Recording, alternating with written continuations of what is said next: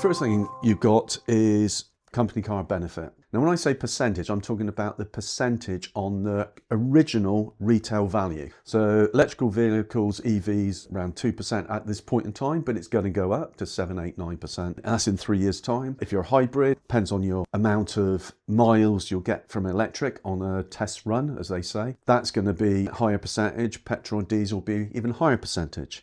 So if you buy a car second-hand and it's 3 years old and it's 25,000, and originally it cost 50,000 as a retail, not what you could have got it for, it was a retail price. 10% of 50,000 is 5,000. You'll lose 5,000 of your personal allowance. So what that means is you've got a gross salary of 50,000 and you then get a PLMD charge of 5,000 to do with the company car. That will be at the 40% rate. So you'll suddenly be at £2,000 you'll have to pay tax for. That's number one. Number two is it's whether you can claim VAT on it. Now, there are rules around whether it's private or business. If you've got a vehicle that's totally business, it is very hard to prove that. And the VAT man will always be looking and say, please prove that to me.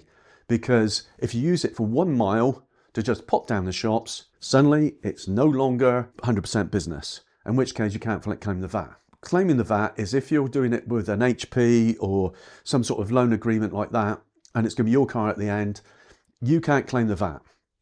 So then it's better to potentially look at a contract hire, a lease, where you can actually claim half the VAT back on the cost of the vehicle. Now, this is excluding the cost of any service plan, because generally with a service plan, etc., you can claim the VAT back. And then you have to look at what's the effect if you actually paid yourself maybe more money as a business owner and with mileage. And that really depends on the amount of business mileage you're going to have a year.